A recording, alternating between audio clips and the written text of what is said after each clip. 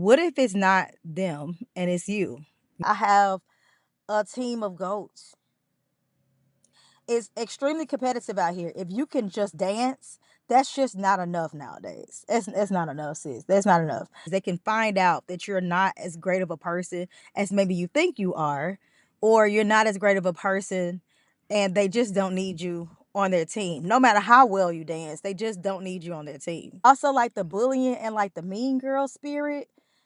Nah, man, we can do without it. We can do without it. So if there's ever when that you are that person, it's a no. It's an absolute no. I don't care how well you dance. It's a no, sis. Not no, not at all. We don't need that here. You can dance. We see, right? You are amazing. But what else can you do?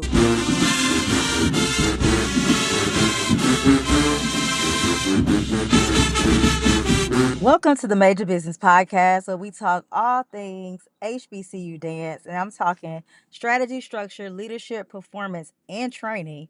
And today, of course, and as always, I am your host, Vershion Lee, and we really today need to have a heart-to-heart conversation. It's just you and I. We are going to just chit chat today. I want you guys to really focus on the things that I'm saying. And, if you have feedback, I welcome feedback, of course. But this episode is going to be about how great dancers don't make teams. And unfortunately, it's just the way of the land. Like, it happens, and it's happening more often than not. And there are a few reasons why. And people like to think that it's, perhaps, somebody's hating, or, whatever the situation may be. But what if it's not them and it's you? There are some things to be considered. And so let's just talk about it. All right. So first things I want to talk about is the grades. So it's far like so often dancers, especially say like on a high school team, on high school teams there are grade point average expectations, just like on a college level. Usually, generally, right, there's a grade expectation, like a particular GPA that they're looking for you to reach, or maintain. And if you're not able to do that, then you go on a probation. And what happens in that period, or if you're auditioning for the team for the first time and you don't make the team because of the grade point average not meeting the qualifications, unfortunately, it becomes a thing where you can't be trusted. Like you don't handle business. Um, it's kind of like you're not focused, you're not serious, because you have to remember you're a student athlete. So student comes first, education comes first. We're not in school to just dance. That's just not how it works. We have the skill set to dance. We enjoy dancing, and it's a passion for most of us. But at the same time, you have to be handling business, and no one wants to have to chase you and hold your hand to talk about grades all the time. Okay. So, now, am I talking about the times where, you have a little fumble and it's like, ooh, and sometimes the teacher didn't put this in, that in, whatever the situation? Not talking about that. I'm talking about consistently not making great, good grades. And so that's a risk of, and then you don't have time. At that point, really, if you're not making good grades, you just really don't have time to participate anyway, because you need to be focused to handle your business. So I would say first and foremost, just make sure you're getting those grades together and that they are meeting the expectations of the teams that you're trying to audition for. That would be first. You would need to find out what that is. And if you're a great student and you generally make good grades, then that's nothing that you have to worry about, right? But that's just a nugget for those that are like, I don't even know what happened. Yeah, they probably saw them grades, girl. And so get it together, pull it up. So the next thing we need to talk about is character, okay? And coaches really want people that have integrity. They don't, especially on the collegiate level. You have to remember, at that point, mom, dad, are not there with you, right? And so as a coach, also they can't hold your hand, and so they need you to have great character. And so it could come out in a few different ways. They can find out that you're not as great of a person as maybe you think you are, or you're not as great of a person and they just don't need you on their team. No matter how well you dance, they just don't need you on their team. And poor character could look like, and I mentioned integrity. We could also talk about self-control, and there are a few other qualities that will come along with the characteristics that they would need for a great candidate on an HBCU dance team. And so I can give you an example. I was a part of an audition process, an HBCU audition process once. Um, Lots of times, but in this particular instance, and it was like a 2-day process. And so the first day it was very long, and the young ladies had been put into small groups. And so by the end of the night, yes, I said night because it was maybe 9 o'clock at night, and they started that morning. By the end of the night, they had to rate each other on the team, and it wasn't a good look for those that maybe whined out the whole time, like, "Oh, I can't wait to go home." They're talking about their man. They don't want to participate, or they don't want. So of course, there was group activity going on, right? Because they're testing character. You don't know they're testing character, and so you're, doing whatever you're doing, right? Um, and it just didn't, when it was time to vote, it didn't fare in their favor. So we just want to make sure that that you're presenting your best self at all times, and particularly in the instance where you're trying to make a team, you want to make sure you put your best foot forward, and first impressions are lasting. And so just make sure that you're engaged and that you're nice to people, and naturally nice to people. You're not forcing it, right? Because it could come across as you're not a good person. Additionally, there are interviews at some of these auditions. And so I've been in auditions before where, I'm judging and they're answering interview questions, and it's like, what did she say? And your real self came out. And you say something crazy, and it's like, yeah, no, we don't believe in the same thing. We do not have the same beliefs. What is she even talking about? Um, One girl said, about faking it till we make it, and the whole panel was like, "What?"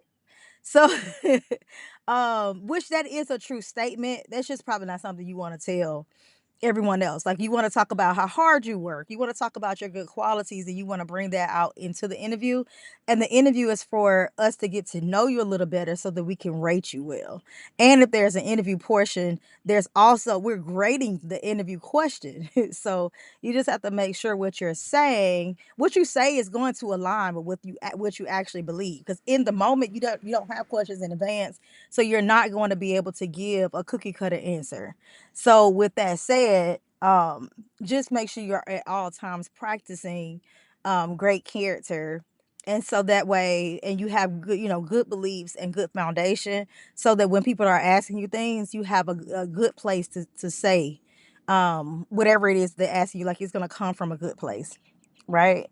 So also, we can talk about another reason that dancers are not making HBCU teams, and not just dancers. Again, these are the that you're exceptionally talented, right?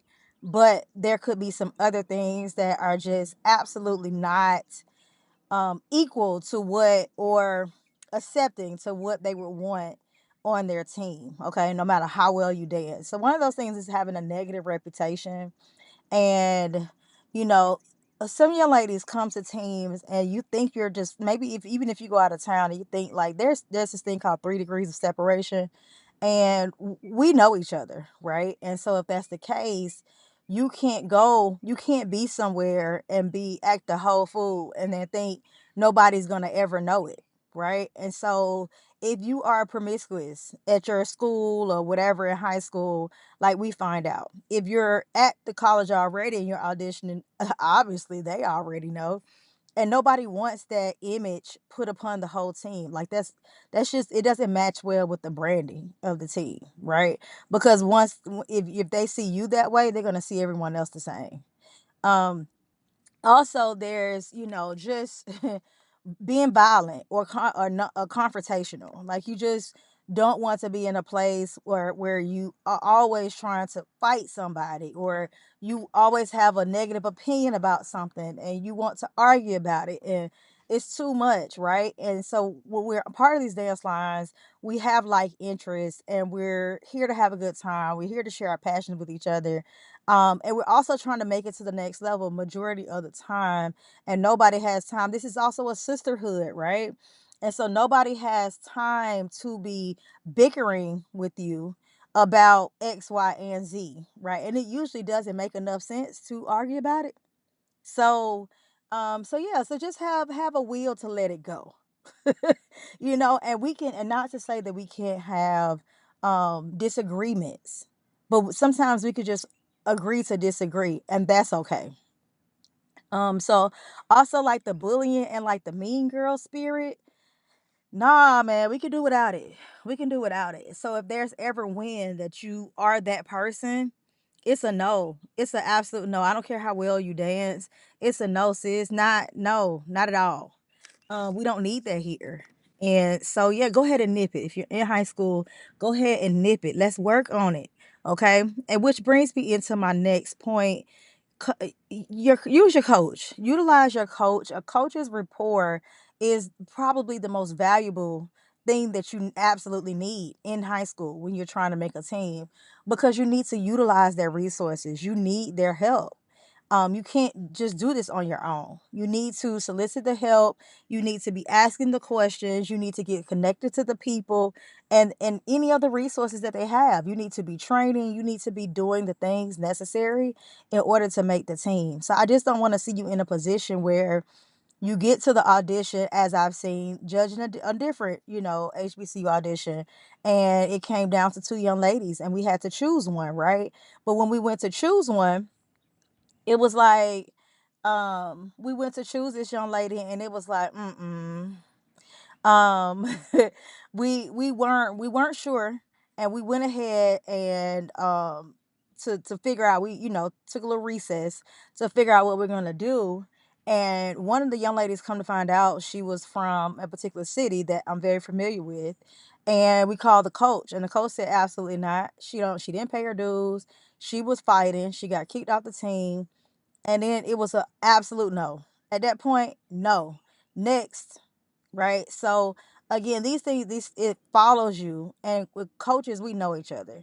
So you want to make sure you have a good rapport with your coach, and again, that so don't think you're just gonna run on your own. That's just not how the industry works. Because you need the recommendation, and you want the recommendation, and you want it to be a good recommendation. Yeah. So if you ever ask your coach for a recommendation to be a part of a team, just randomly ask. And they don't, if you ask and they don't immediately say yes, sis, it's a no. It's a no. So just go ahead and at that point ask for feedback. Like, okay, what notes do you have for me? What can I work on? Start having those type of conversations, because we understand that in high school we're building character. And so, but we need you to understand that that's what we're doing, and we're doing it collectively. Like, we're doing it together. And so, but we need you to invest in that process, so that when it's time to make that team, you can be undeniable. Um, and so, lastly,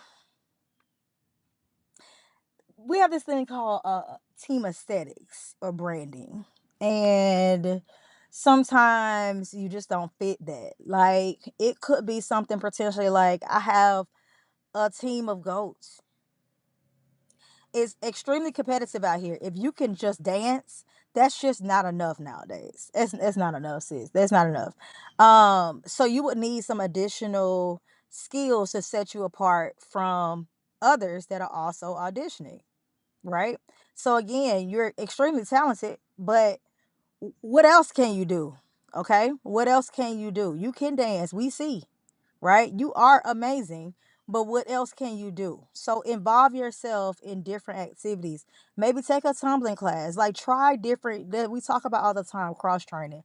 Invest in that, so that you have something else to offer when you're at the auditions. Because if the team is already twirling, okay, if the team is already, they look great. I got a line full of, vets, and they can take it all day, every day. Um, I'm not gonna just allow you to come up on here and just, you need to match what I got. As a matter of fact, come with something better. So if this year all I want is people that can tumble, then that's all I want. I don't care how great you can dance.